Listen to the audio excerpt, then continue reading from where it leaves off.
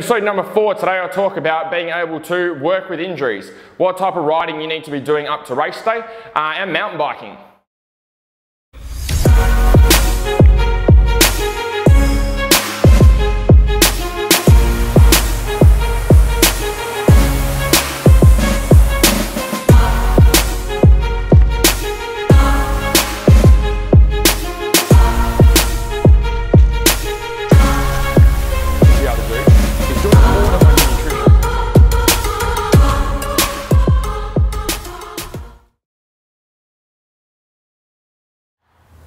Hey guys, welcome to episode number 4. It's been going super quick. We've been smashing through these episodes. I can't believe it's been a month already. So excited to be able to get started. So we've got a few questions to be able to run through today.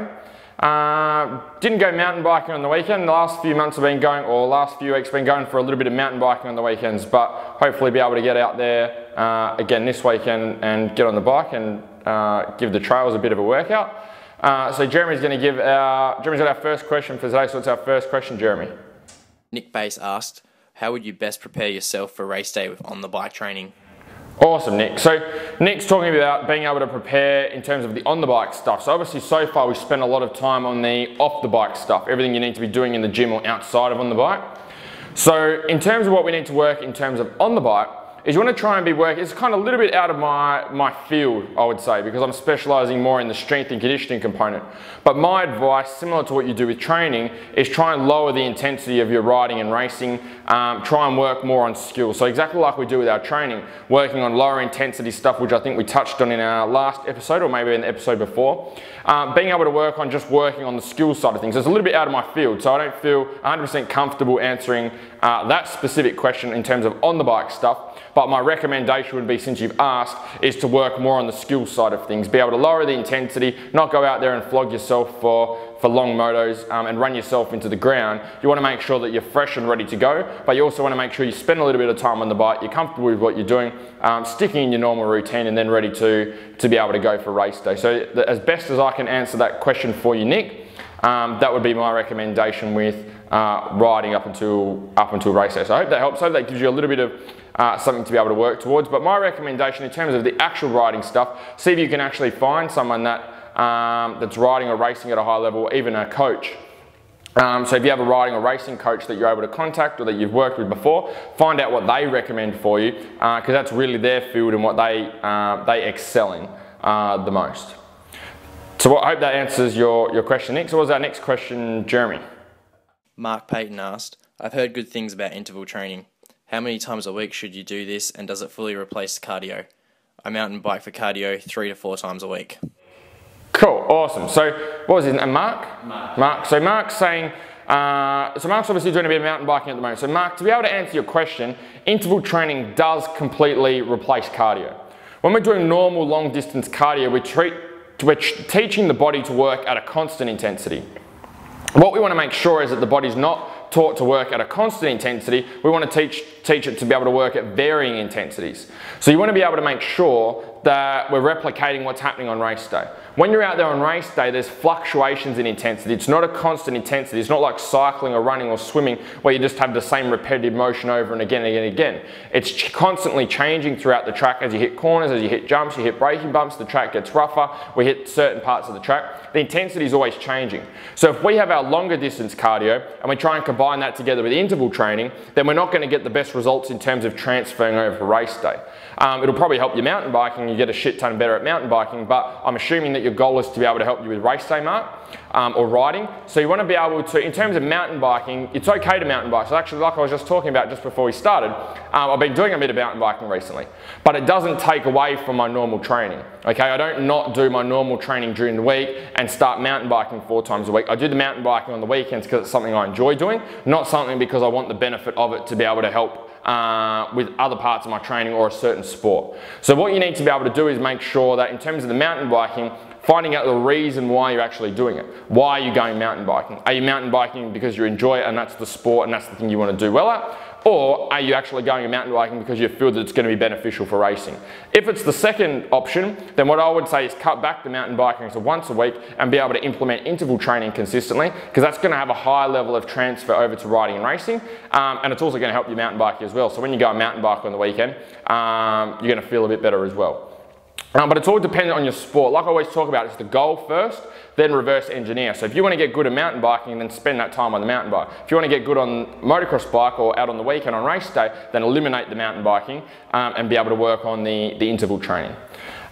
Just another option, another thing to be able to talk about is the longer distance cardio causes muscular atrophy. What that means is the muscles reduce in size, so they get smaller, but they also get weaker as well. So when you're trying to throw your 100 kilo motocross bike or enduro bike, whatever you're racing around, it's going to be much harder to be able to do that. Although your cardio may have been better, your lung capacity may appear to be better when you're training, when you're cycling, when you're mountain biking, it's not going to transfer over to race day, and that's the most important thing. It doesn't matter what we're doing during the week, it doesn't matter about the improvements on training day, it's all about what's actually happening when we're out there on race day. So just keep that in mind. It's all about the end goal and what you're working towards, and being able to optimize your process to be able to get there in the most efficient way. So I hope that answers your question, Mark. So next question.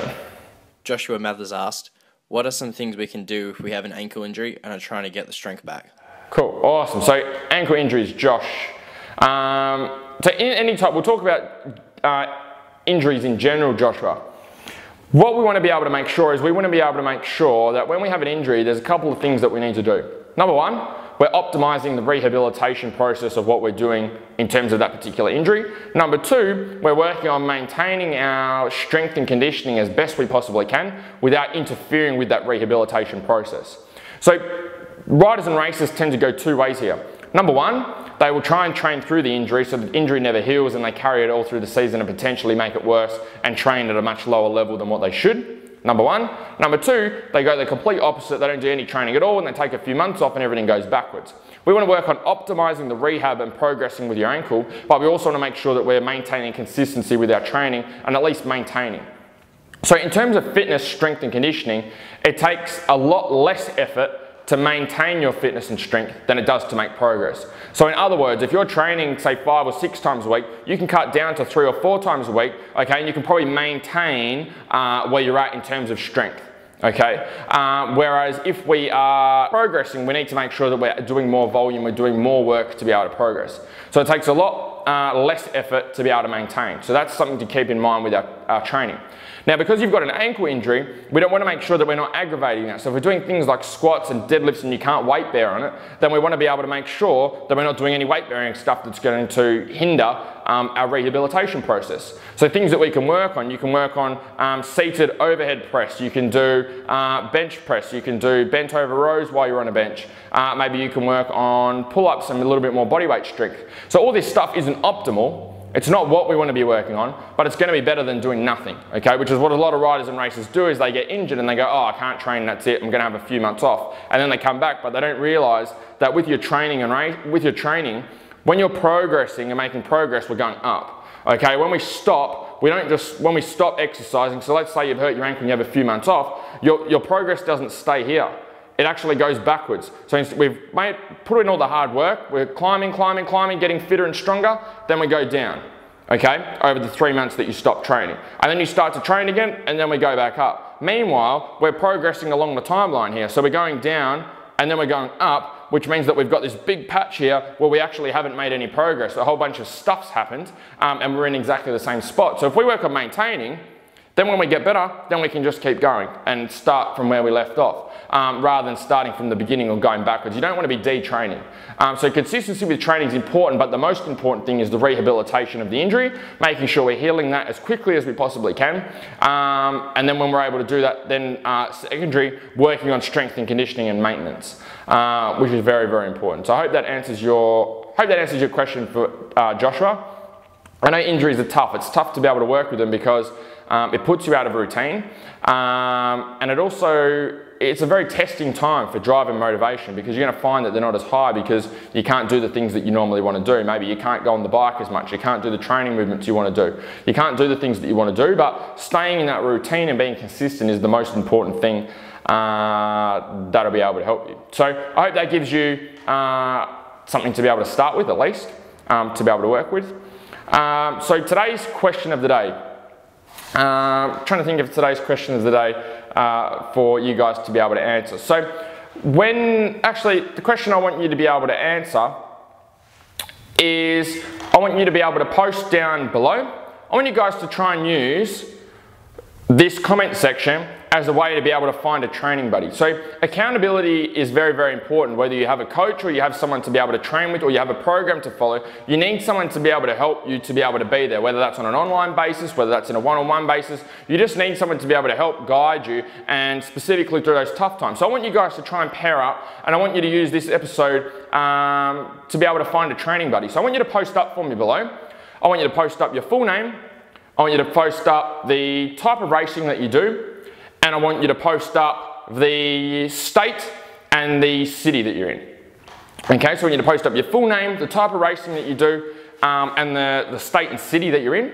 And what I want you to do is I want you to try and network with people that are in your area, because what you'll probably find is that there's people watching our episodes that are exactly like you, that are in the same area, that have the same goals. So if you guys can pair up and communicate and maybe train together or go riding together, at least you're going to have that common knowledge, that common base to be able to start with, to be able to start progressing with your training and start progressing with your racing a little bit better. Have someone that has a bit of an understanding of what you're trying to achieve. So try and use the comment section. So post up below. Make sure every person who watches this, post up below, put all your details there, and then go and PM the other guys that are close by. If you see someone that's in the same city, or they're in a city that's really close to you, communicate with them. Send them a PM, send them a friend request, say hello, introduce yourself, tell them the type of riding you're doing, try and tee up a time to go and train.